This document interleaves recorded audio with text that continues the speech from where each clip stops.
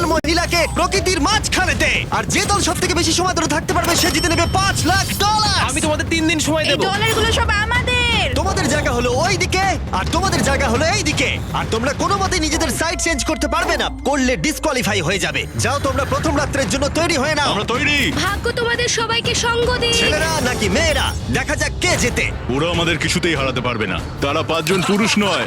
তোমাদের কি মনে হয় ওরা কি করছে? সত্যি অদ্ভুত। আমার মনে হয় ওরা হাল ছেড়ে দেবে। আমরা সার্ভাইভ করতে যাচ্ছি না, আমরা আমাদের উন্নতি যতক্ষণ না করব। খিদে পাই ততক্ষণই ভালো। হ্যাঁ, আমরা ভালোই করব। আমরা স্ট্রবেরি পেয়েছি। এখানে যেগুলো দেখতে পাচ্ছি সেগুলো আমাদের ফুড লিস্টে আছে। আমি চোখের সামনে শেল্টারটা দেখতে পাচ্ছি।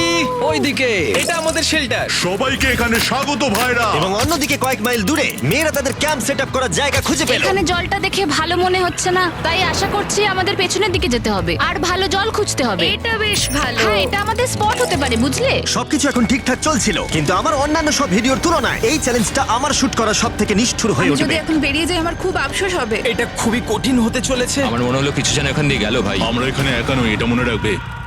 দেখা যাক আমাদের কাছে কি আছে। ফল, গ্রানোলা। সসেজ। সমস্ত মাংস তুমিই পেয়েছো। আমি প্রত্যেককে একটা করে জলের বোতল আর কিছু প্রয়োজনীয় জিনিসও দিয়েছিলাম। এ তো অনেক খাবার। দেখতে হবে যে এগুলো আমরা কতদিন চালাতে পারবো। টেনশন, তোমরা কি আমাকে শুনতে পাচ্ছ? হ্যাঁ, আমরা ভালোই শুনতে পাচ্ছি। হ্যাঁ, আমরা শুনতে পাচ্ছি। আমি শুধু তোমাদেরকে জানাতে চাই যে এই চ্যালেঞ্জটা কিভাবে এগোবে। চ্যালেঞ্জটাকে ইন্টারেস্টিং করতে যদি কোনো একজন এই চ্যালেঞ্জটাকে ছেড়ে দেয়, তবুও সে তার ভাগের অর্থ জিততেই পারে। শুধু এটাই দেখার যে কোন দলের খেলোয়াড় শেষ অবধি টিকে থাকতে পারে।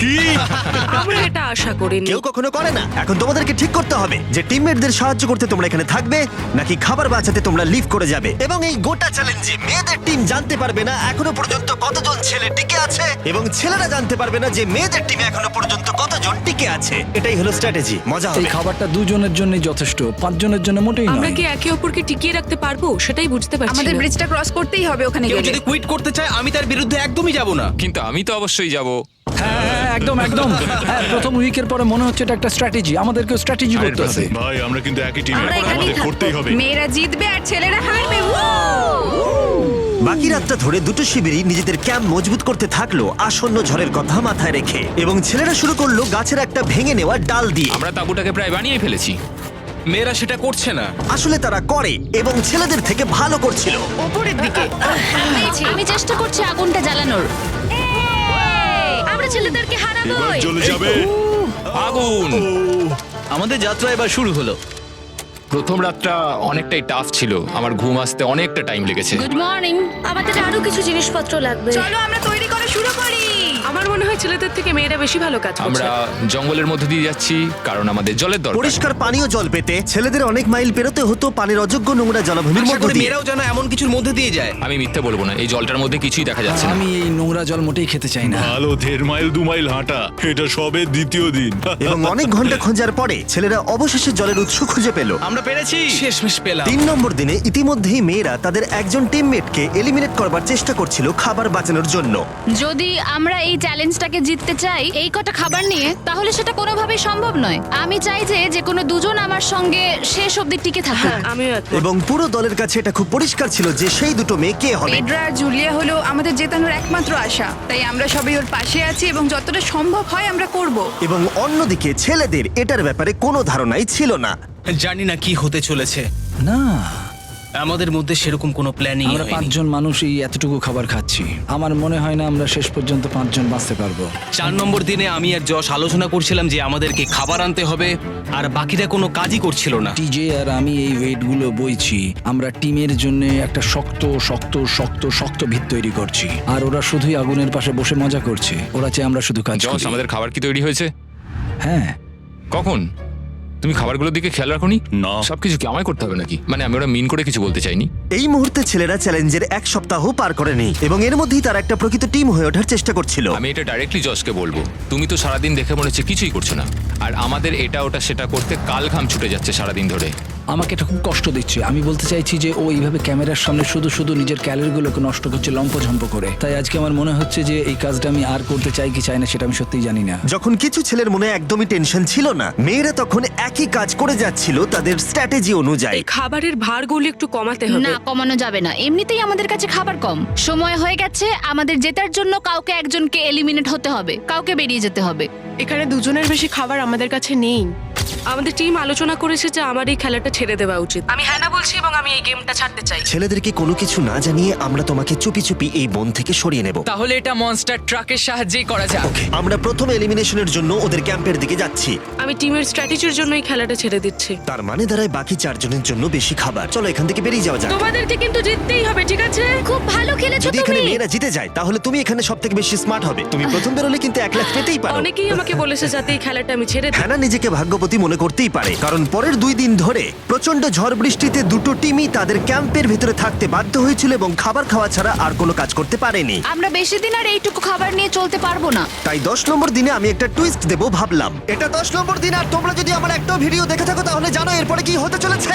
এটাকে আরো বেশি চ্যালেঞ্জিং করতে এই ভিডিওতে প্রতি 10 দিন অন্তর ছেলেরা এবং মেয়েরা একে অপরের মুখোমুখি হতে চলেছে। এবার কিছু একটা করতে আমরা মেয়েদের কাছে যাচ্ছি। হাই, এটা ডে 10। তোমাদের কি মনে হচ্ছে? তুমি আমাদের ভালো খবর দেবে? হতেও পারে। ও, আমি চাই তোমরা একজন লিডার বেছে নাও এবং একজন ছেলেকেও সম্ভাব্য উইনার হিসেবে বেছে নাও। ব্রিজে তোমাদের সাথে 1 ঘন্টা পরে দেখা হচ্ছে। এখানেই এই ভিডিওতে আমরা একটা টুইস্ট আনতে চলেছি। আমরা ফেডরারকে চুজ করব। দেখা যাক ছেলেরা এখন কি করছে। মেন্স ক্যাম্পে তোমাদেরকে স্বাগত। তোমাদের তো বেশ অফিসিয়াল মনে হচ্ছে। আমি চাই তোমরা একজন লিডারকে বেছে নাও যে 1 ঘন্টা পরে আমার সাথে ব্রিজের উপরে মিট করবে। সেটা একমাত্র ওই পারবে। আমার নিজেকে খুব কনফিডেন্ট মনে হচ্ছে। আমার একটু একটু ভয় লাগছে। ভিতরে এসো। এদের হাঁটাগুলো কিন্তু বেশ ভালো। কনগ্রাচুলেশন 10টা দিন সার্ভাইভ করার জন্য। কি খবর? হ্যাঁ, আমি ভালোই আছি। এবং মনে রেখো, তারা জানেই না যে অপোজিট টিমে এখনো পর্যন্ত কতজন টিকে আছে। তোমার কি মনে হয় এখন কতজন মেয়ে টিকে আছে? হবে হয়তো 3 জন। কতজন ছেলে টিকে আছে বলে তোমার মনে হয়? আমারও মনে হয় 3 জন। মজার বিষয় হলো দুজনেই সম্পূর্ণরূপে ভুল ছিল এবং কেউই সত্যিটা জানতে পারবে না যতক্ষণ না একটা টিম জিতছে ততক্ষণ পর্যন্ত। চ্যালেঞ্জটা সিম্পল, তোমাদের ওই টার্গেটে ফায়ার করতে হবে এবং তার ঠিক নিচেই একটা পচা খাবারে ভর্তি ব্যাগ ঝোলানো আছে। তোমরা টার্গেটে মারলে ব্যাগটা পড়ে যাবে। যদি মিস করো, ওটাকে অন্যদিকে নিয়ে যাও, তাহলে ও কিন্তু সুযোগ পাবে খেলাটাকে জিতে নেবার। আমি তীর খুব ভালো চালাতে পারি। আমি আশা করি এরপর প্যাট্রিককে পাঠানো হবে, আমাকে নয়। ফেডরা এটা অবশ্যই করবে, নিশ্চয়ই হ্যাঁ, করবে। অবশ্যই। দেখা যাক কে প্রথমে ফায়ার করে। না না না না, চলে না। আমি তাহলে ঠিক আছে, ফায়ার করো। শট নাম্বার 1 আমি বাজি এর আগে কখনো তুমি তীর চালিয়েছো? কখনো চালাইনি। ও, ঠিক আছে। আমার তো মনে হচ্ছে সুপার বল দেখছি। প্রথমবার তীর চালাচ্ছ? ও, প্রথমবার তীর চালাচ্ছে। ভাই এটা কি হলো? মিস করে গেল। টার্গেটটাকে এখন অন্যদিকে নিয়ে যাও। দেখা যাক মেয়েদের টিম এটা করতে পারি কিনা। ওয়াও, ও কিন্তু এখন জ্যাকেটটাকে খুলে ফেলছে। ওর যাওয়ার সময় হয়ে গেছে। ফেডরা, তোমার টিমের কিন্তু সত্যি এখন খাবারের প্রয়োজন। তুমি কি ওদেরকে সাহায্য করতে সফল হবে?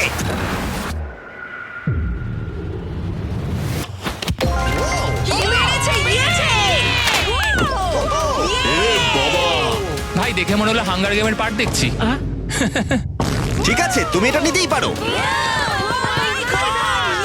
সবাইকে চিয়ার্স। চিয়ার্স। এবার তাহলে ছেলেদেরকে দেখাও।